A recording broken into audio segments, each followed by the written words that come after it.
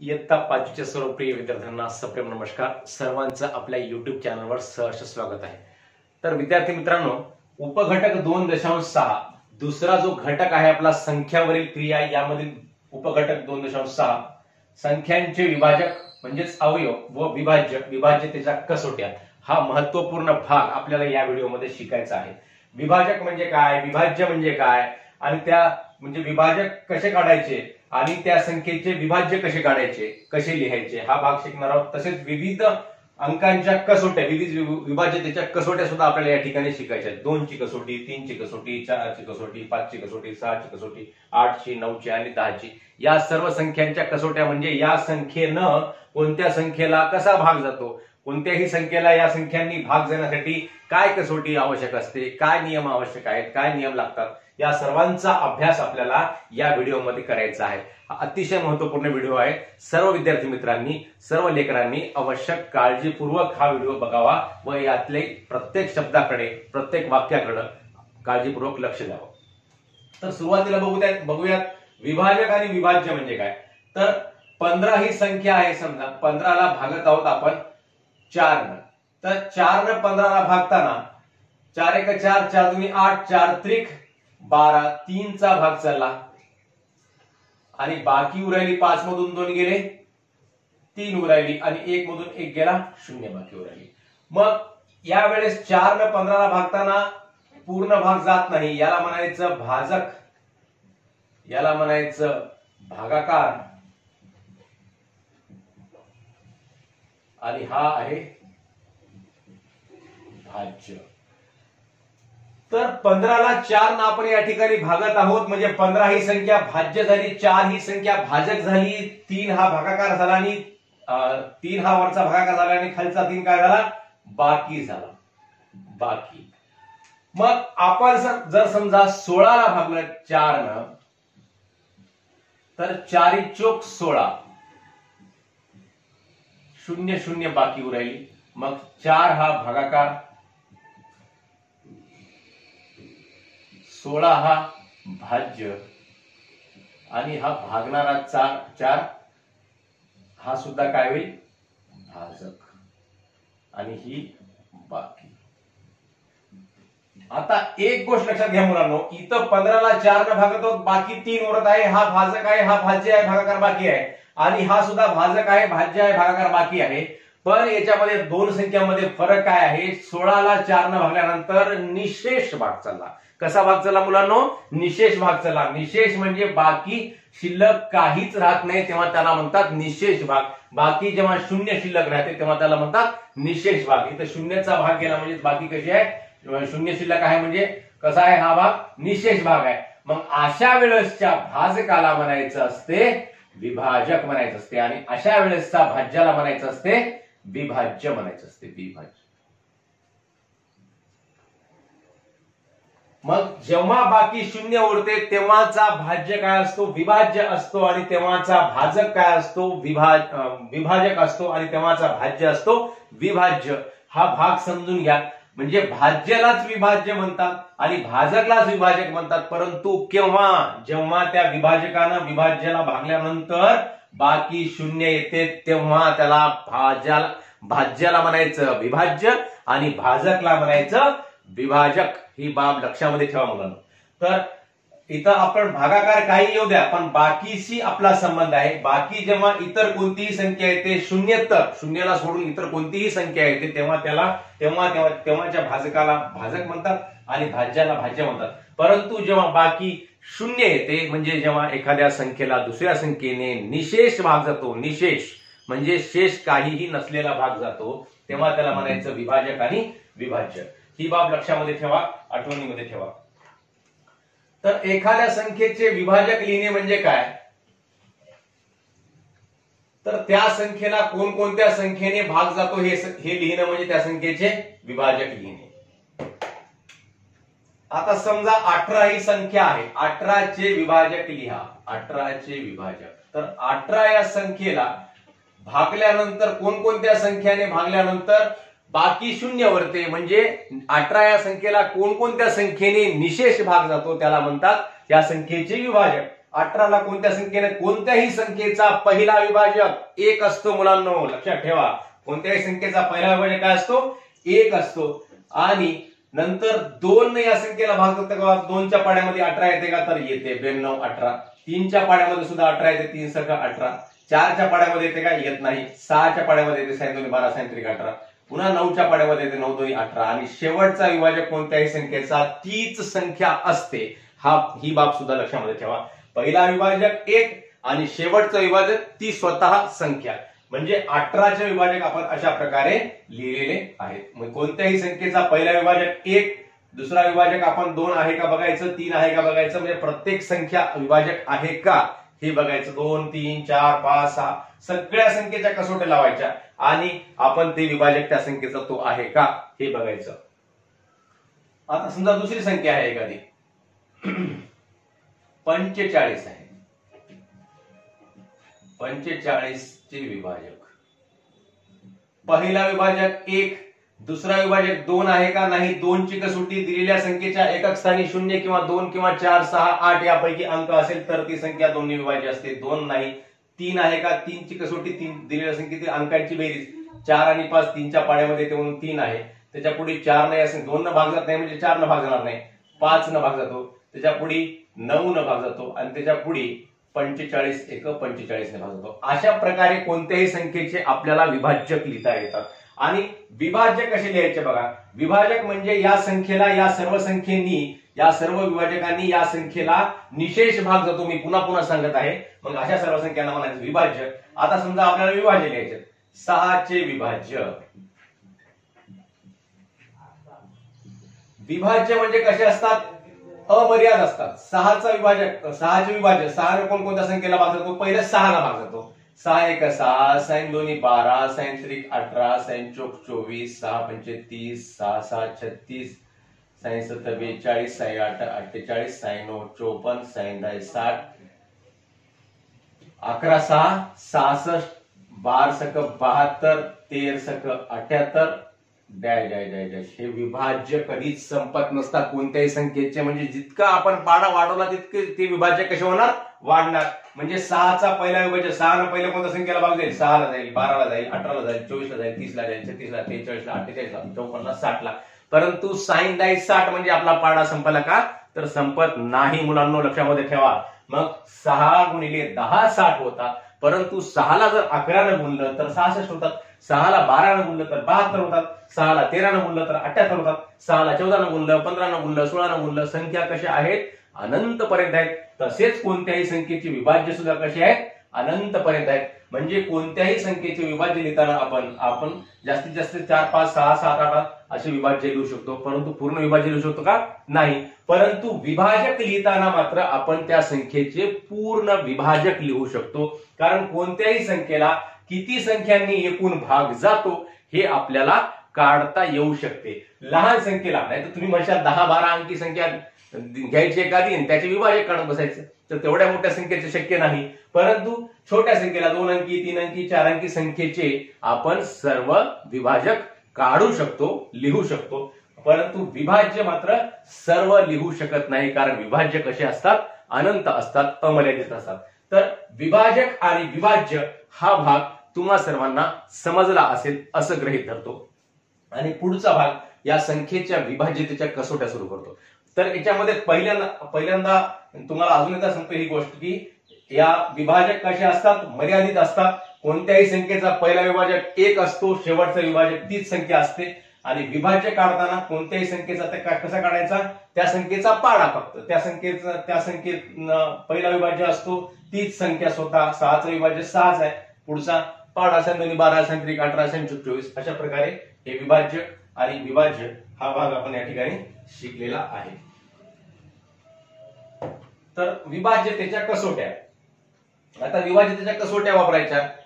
आता कोणत्याही संख्येचा विभाजक कोणता आहे हे काढण्यासाठी समजा एखादी संख्या दिली, आता 5640 संख्या लिहिली, याचा विभाजक 2 आहे का, तर 2 आहे. हे आपल्याला कसं कळते, या कसोटीच्या आधारे कळते.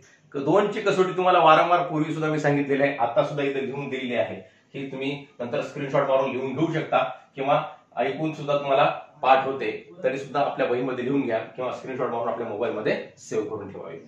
ज्या संख्येच्या एकक स्थानी 0, 2, 4, 6, 8 यापैकी एक अंक येतो ती संख्या 2 ने विभाज्य असते. ज्या संख्येच्या एकक स्थानी संख्या कितीही मोठी राहू द्या, 2 अंकी राहू द्या, 3 अंकी राहू द्या, 4 अंकी राहू द्या किंवा इकडे मी 5 अंकी जरी एका दिली तरी त्या संख्येच्या कुठं बघायचं, फक्त एकक स्थानी बघायचं. आणि एकक स्थानी जर 0 किंवा 2 किंवा 4 किंवा 6 किंवा 8 यापैकी एखादा अंक आला तर म्हणायचं ती संख्या 2 ने विभाज्य आहे. इथं एकक स्थान आहे, हे एकक स्थान आहे, हे एकक स्थान आहे, हे एकक स्थान आहे. मग या एकक स्थानी इथं काय 8 आहे, इथं 6 आहे, इथं 2 आहे, इथं 0 आहे. म्हणजे 0, 2, 4, 6, 8 म्हणजे 2च्या पाड्यातल्या संख्या आणि 0 हे आलं रे आलं की त्या संख्येला म्हणायचं ही संख्या 2 ने विभाज्य आहे. आता मी इथं 4 अंकी संख्या लिहिली, एखादी 5 अंकी संख्या सुद्धा आपण लिहू शकतो. तर या संख्येच्या एकक स्थानी काय आहे, इथं 6 आहे. मग या संख्येला सुद्धा 2 ने भाग जातो असं आपण म्हणू शकतो. म्हणजे कोणतीही संख्या 2 ने भाग केव्हा जातो, जेव्हा त्या संख्येच्या एकक स्थानी 0, 2, 4, 6, 8 यापैकी एखादा अंक असेल तर ती संख्या 2 ने विभाज्य आहे. म्हणजे 2 ने विभाज्य आहे म्हणजे 2च्या पाड्यामध्ये आहे, 2च्या पटीमध्ये आहे. या संख्येला 2 ने भाग जातो. या संख्येचा 2 हा विभाजक आहे म्हणजेच अवयव आहे. अवयव हा सुद्धा शब्द लक्षामध्ये ठेवायचा. एखाद्या वेळेस तुम्हाला परीक्षेमध्ये अवयव विचारला जाते. अवयव म्हणजेच विभाजक आणि विभाजक म्हणजेच अवयव. म्हणजेच या संख्येचा 2 हा काय आहे, विभाजक आहे म्हणजेच अवयव आहे. पुढची कसोटी 3 ची कसोटी. ज्या संख्येतील सर्व अंकांच्या बेरजेला 3 ने निशेष भाग जातो ती संख्या 3 ने विभाज्य असते. आता बघा, संख्या वेगळी आणि अंक वेगळा. आता ही संख्या आहे 24, याच्यामध्ये अंक आहेत 2 आणि 4. 24 ही संख्या आहे. अंक कोणते कोणते, 2 अधिक 4. मग 2 आणि 4 ची बेरीज किती होते, 6. 6 ला 3 ने भाग जातो, 3 1 3, 3 2 6. म्हणजेच काय होतंय, या संख्येतल्या अंकाला जर 3 ने भाग गेला तर या पूर्ण संख्येला 3 ने भाग जातो. जसं इथं 45 दिलं, 45 मध्ये अंक कोणते कोणते आहेत, 4 अधिक 5 आहेत. 4 आणि 5 किती, 9. 9 ला 3 ने भाग जातो, 3 1 3, 3 2 6, 3 3 9.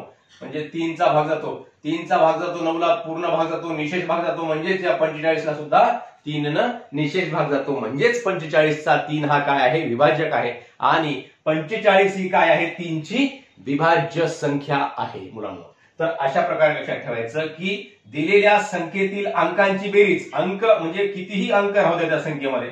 आता ही 4 अंकी संख्या आहे, याच्यामध्ये अंक कोणते कोणते आहेत, 6 आहे, 2 आहे, 6 अधिक 2 अधिक 1 अधिक 9 बरोबर किती होतात, म्हणजे 6 2 8, 8 1 9, 9 9 18.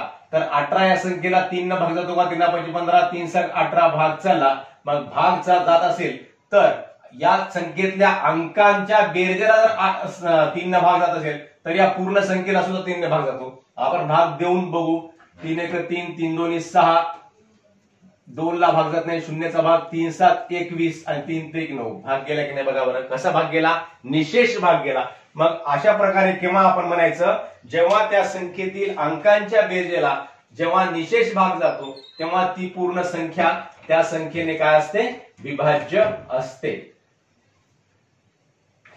म्हणजे अंकांच्या बेरजेला जर 3 ने निशेष भाग गेला तर ती संख्या 3 ने विभाज्य असते. अंकांची बेरीज, दिलेल्या संख्येतले अंकांची बेरीज करायची आणि ती बेरीज जर 3च्या पटीमध्ये 3च्या पाड्यामध्ये आली मुलांनो तर ती संख्या पूर्ण संख्या काय असते, 3 ने विभाज्य असते. ही बाब लक्षामध्ये ठेवा मुलांनो.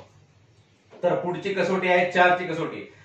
तर काय म्हणते बेटा 4 ची कसोटी, ज्या संख्येच्या दशक व एकक स्थानच्या अंकामुळे तयार होणाऱ्या संख्येला 4 ने भाग जातो ती संख्या 4 ने विभाज्य असते.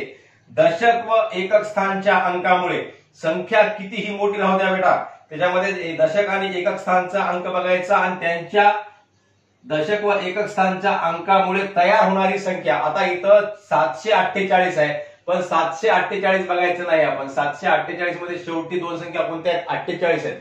मग या 48 ला 4 ने भाग जातो का, तर भागून बघायचं. 48 भागिले 4, 4 1 4, 4 1 4, 4 2 8 जातो बाबा 4 ने भाग 48 ला.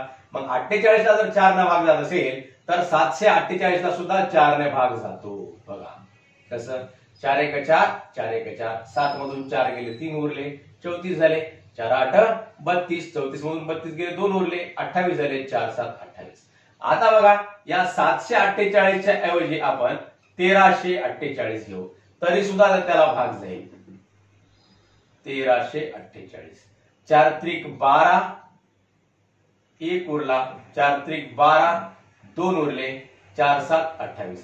म्हणजे इकडे शेवटच्या दोन संख्येच्या ठिकाणी शेवटचं एकक आणि दशकच्या ठिकाणी आपण कोणताही अंक जरी घेतला, कोणतेही दोन अंक जे आपण घेतले त्याला जर भाग गेला म्हणजे या शेवटच्या दोन अंकाला जर भाग गेला तर इकडं आपण कोणतीही संख्या लिहा. जसं आपण इथं 748 घेतलं होतं, 48 ला भाग गेला म्हणजे इथं 748 घ्या, 1348 घ्या, 2248 घ्या, 2548 घ्या, कितीही घ्या. शेवटच्या दोन संख्येला भाग गेला म्हणजे दशक व एकक स्थान मिळून तयार होणाऱ्या संख्येला दशक व एकक स्थानचे जे दोन अंक आहेत ते दोन अंक मिळून तयार होणारी संख्या कोणती आहे या ठिकाणी 48 आहे. मग ह्या तयार होणाऱ्या संख्येला जर 4 ने भाग गेला रे गेला की इकडे कितीही मोठी संख्या राहू द्या त्या संख्येला 4 ने भाग जातो. म्हणजे ती संख्या 4 ने विभाज्य असते. जसं इथं 72 आहे, 9372 आहे तर याच्यामध्ये 72 ला 4 ने भागून बघायचं. 4 1 4 4 1 4 3 उरले 32 झाले 4 8 32. 72 ला 4 ने भाग गेला मग इकडे 9372 असू द्या किंवा 19372 राहू द्या, 2 लाख 19372 राहू द्या, कितीही इकडे मोठी संख्या वाढवा त्या पूर्ण संख्येला 4 ने भाग जातो. बघा जातो का? 4 1 4 4 5 20 1 उरला 4 चौक 16 3 उरले 33 झाले 4 8 32 1 उरला 17 झाले 4 चौक 16 1 उरला 12 झाले 4 त्रिक 12. गेला की नाही भाग? म्हणजे इकडं कोणतीही कितीही मोठी संख्या घ्या त्या संख्येला 4 ने निशेष भाग जातोच. केव्हा? जेव्हा इकडच्या दोन संख्येला जेव्हा 4 ने भाग जातो, एकक आणि दशक स्थानावरल्या दोन संख्येला जेव्हा 4 ने भाग जातो तेव्हा कितीही मोठी संख्या जरी आपण इकडे लिहिली डाव्या हातावरच्या तरी त्या संख्येला 4 ने निशेष भाग जातो. म्हणजे ती संख्या 4 ने विभाज्य असते. हे लक्षामध्ये ठेवा. म्हणजे ज्या संख्येच्या दशक व एकक स्थानच्या अंकामुळे तयार होणाऱ्या संख्येला 4 ने भाग जातो ती संख्या 4 ने विभाज्य असते. इथं 9372 घेतलं काय, 19372 घेतलं काय, 99372 घेतलं काय, 2,99,000 घेतलं काय, 25,99,000 घेतलं काय, कितीही घ्या, कितीही 6 अंकी 7 अंकी 8 अंकी 9 अंकी 10 अंकी कितीही मोठी संख्या घ्या, फक्त शेवटच्या दोन संख्येला एकक आणि दशक स्थानावर जे संख्या आहे त्याच्यामुळे जी संख्या तयार झाली त्या संख्येला जर 4 ने भाग गेला की आपल्या इकडच्या कितीही मोठी संख्या जरी असेल तरी त्या संख्येला 4 ने भाग जात असतो. त्या संख्येचा 4 हा विभाजक असतो, अवयव असतो आणि ही संख्या 4 ने विभाज्य असते. पुढची कसोटी आहे 5 ची कसोटी. 5 ची कसोटी ज्या संख्येच्या एकक स्थानी 2 सारखीच कसोटी आहे, फक्त याच्यामध्ये अंक बदलले. 2 मध्ये काय आहे? ज्या संख्येच्या एकक स्थानी 0 2 4 6 8 यापैकी अंक असेल तर ती संख्या 2 ने विभाज्य असते. आणि 5 च्या कसोटीमध्ये काय आहे? ज्या संख्येच्या एकक स्थानी 0 किंवा 5 एकक स्थानी बघायचं 0 किंवा 5 अंक दिसले रे दिसले की ती संख्या काय म्हणायची? 5 ने विभाज्य. कितीही मोठी राहू द्या 495 आहे. एकक स्थानी काय आहे? 5 ने विभाज्य. 54,380 आहे. एकक स्थानी काय आहे? 0. मग ही संख्या 5 ने विभाज्य म्हणजे या पूर्ण संख्येला 5 ने भाग जातो. कितीही मोठी संख्या जरी असेल, कितीही लहान संख्या जरी असेल तरी एकक स्थानी 0 किंवा 5 हा अंक दिसला रे दिसला काय म्हणायचं? ती संख्या 5 ने विभाज्य आहे. म्हणजेच या संख्येचा 5 हा काय आहे? विभाजक आहे, अवयव आहे. हे समजायचं बेटा. मग याच्यानंतर 6 ची कसोटी म्हणजे 2 ची आणि 5 ची कसोटी जवळपास सारखीच आहे, समान आहे. फक्त अंक बदलले. 2 मध्ये आहे 0 2 4 6 8 हा अंक असला की 2 न भाग जातो म्हणायचं. आणि 5 मध्ये काय पाहिजे?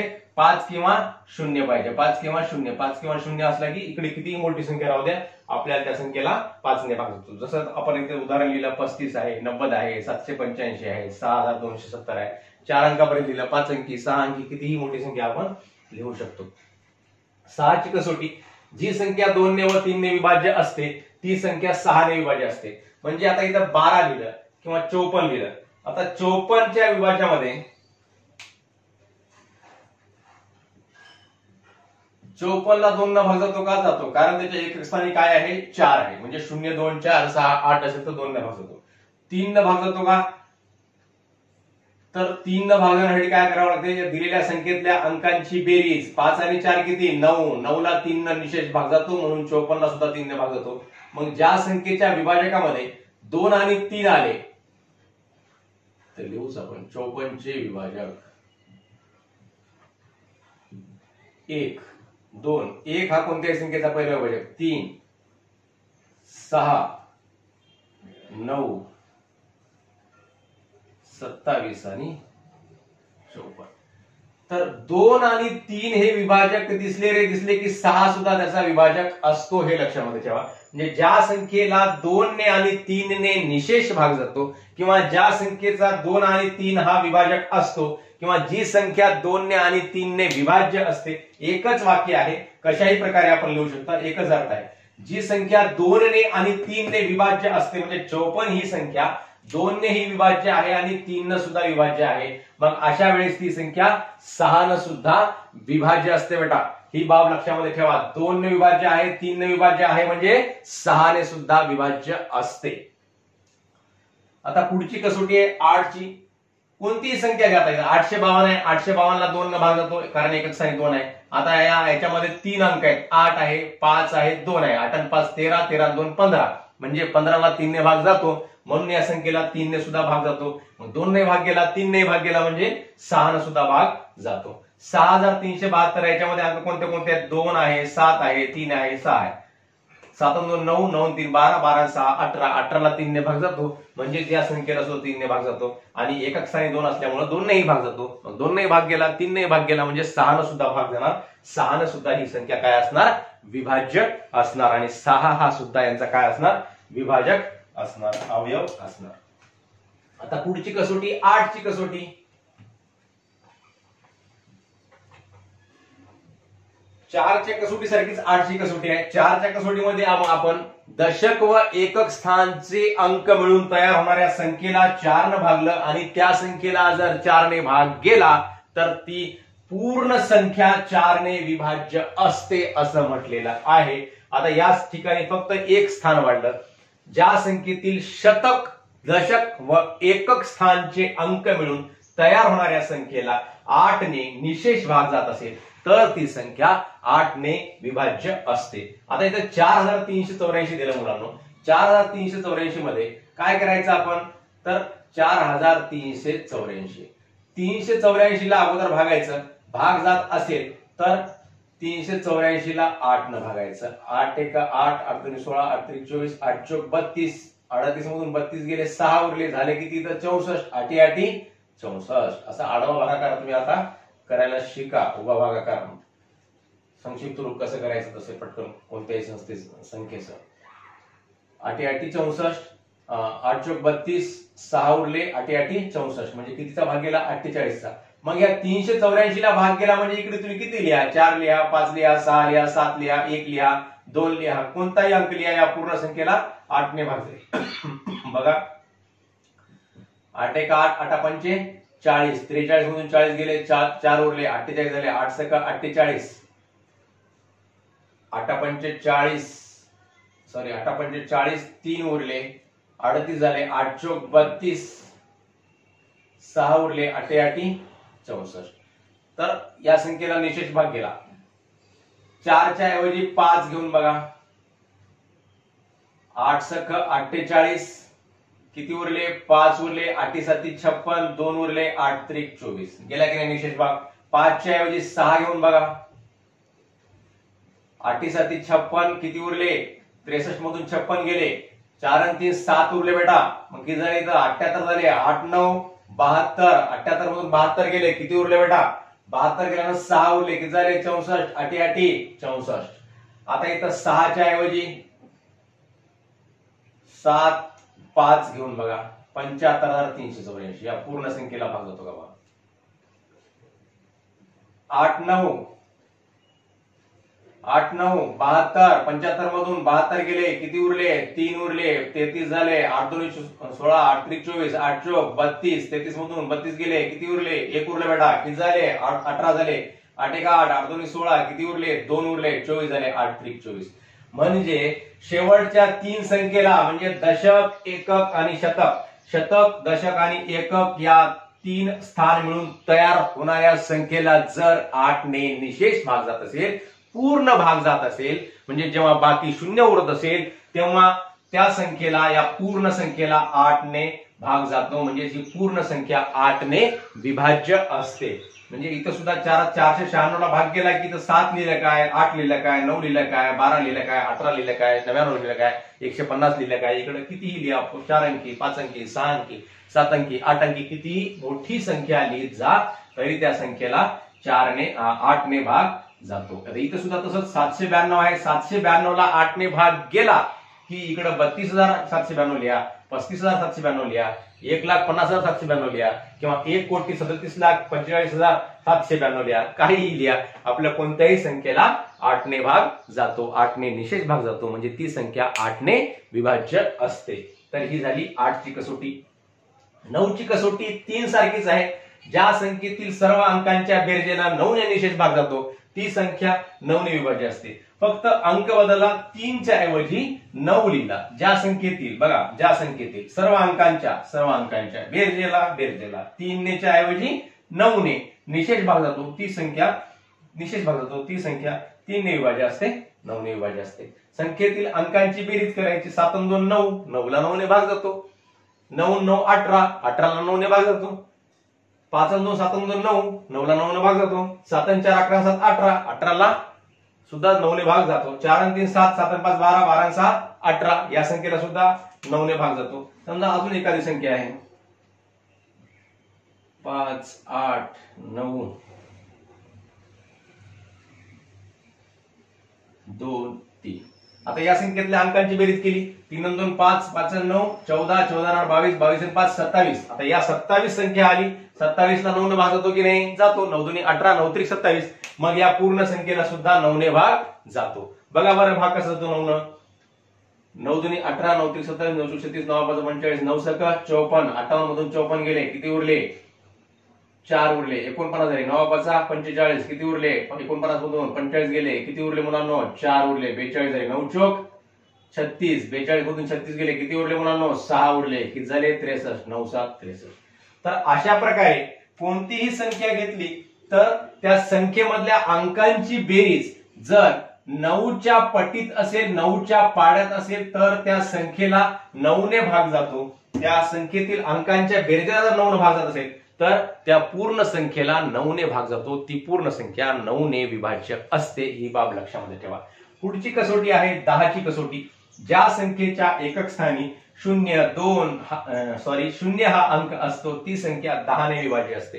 कोणत्याही संख्येच्या एकक स्थानी 0 असेल की ती संख्या 10 ने विभाज्य असते. 0 0 0 0. इकडे कितीही मोठी संख्या राहू द्या, त्या संख्येच्या एकक स्थानी 0 आला रे आला की ती संख्या 10 ने विभाज्य असते. म्हणजेच आपण थोडक्यामध्ये जर बघितलं तर 2 5 आणि 10 या 3 कसोट्या जवळपास सारख्या आहेत. ते 3 कसोट्यांचे नियम सारखे आहेत, फक्त त्याच्यामध्ये अंक बदलले.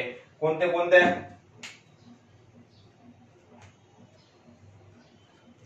2, 5, 10 या 3 कसोट्या सारख्या आहेत आणि 3 आणि 9 सारखे आहेत आणि 4 आणि 8 सारखे आहेत. 2 5 आणि 10. 2 च्या विभाजकामध्ये काय पाहिजे, एकक स्थानी 0 2 4 6 8 असला की ती संख्या 2 ने विभाज्य असते. 2 च्या विभाजकामध्ये काय पाहिजे, 0 2 4 6 8 पाहिजे. 5 च्या काय पाहिजे, 0 किंवा 5 पाहिजे. 10 च्या काय पाहिजे, फक्त 0 पाहिजे. तीनही कसोट्या 2 5 आणि 10 च्या आपल्याला पाठ करताना सोप्या जातात. कसं, तिघांची आपण तुलना करायची. 2 मध्ये काय आहे बाबा, ज्या संख्येच्या एकक स्थानी 0 2 4 6 8 असेल ती संख्या 2 ने विभाज्य. 5 ने काय आहे, मग ज्या संख्येच्या एकक स्थानी 0 2 4 6 8 च्या ऐवजी 0 आणि 5 ही संख्या असेल किंवा हे अंक असतील तर ती संख्या 5 ने विभाज्य असते. आणि 10 च्या ज्या संख्येच्या एकक स्थानी फक्त आता 0 एकटाच राहिला, याच्यामध्ये 5 अंक होते, 0 2 4 6 8 हे 5 अंक होते बेटा. नंतर 5 मध्ये 3 गेले, 3 उडाले. कोणते कोणते उडाले, 2 4 6 8 उडाले आणि या सगळ्यांच्या ऐवजी काय आलं, 5 आलं. आणि 10 मध्ये अजून एक उडाला, 0 आणि 5 मधला 5 उडून गेला. आता काय राहिला, फक्त 0 राहिला. मग 0 जर संख्या असेल एकक स्थानी तर त्या संख्येला 10 ने भाग जातो. अतिशय सोप्या कसोट्या, फक्त पाठ करण्याची ट्रिक आपल्याला आली पाहिजे. आणि ह्या जर पाठ केल्या तर तुम्हाला गणित पूर्ण पुढचं सोपं जाऊ शकते. कारण विभाजक आणि विभाज्य हा भाग समजणं अतिशय आवश्यक आहे. मसावी काढताना, लसावी काढताना कोणत्याही संख्येचे विभाजक लिहिताना विभाज्य लिहिताना आपल्याला हा भाग आलाच पाहिजे, त्यासाठी ह्या कसोट्या आल्याच पाहिजे. पुढचं आहे 3 आणि 9. मग 3 आणि 9 ची कसोटी काय? दिलेल्या संख्येतील अंकांची बेरीज. म्हणजे दिलेल्या संख्येतील अंकांची बेरीज, त्या बेरजेला जर 3 ने भाग केला की ते संख्या पूर्ण संख्येला 3 ने भाग जातो. कितीही मोठी संख्या असू द्या, संख्येतली अंकांची बेरीज 3 ने बेरीज केली, त्या बेरजेला 3 ने भाग केला, 3च्या पाड्यात ती बेरीज राहिली की या पूर्ण संख्येला 3 ने भाग जातो. म्हणजे ही पूर्ण संख्या 3 ने विभाज्य असते. तशाच प्रकारे 9, 3च्या ऐवजी 9, काहीच फरक नाही. ज्या संख्येतील अंकांची बेरीज 9च्या पटीत असते किंवा 9 ने विभाज्य असते ती संख्या, ती पूर्ण संख्या 9 ने विभाज्य असते. किंवा ज्या संख्येतील अंकांची बेरीज, अंकांच्या बेरजेला 9 ने निशेष भाग जातो. निशेष भाग जाणे म्हणजे काय आणि विभाज्य असणे काय एकच आहे.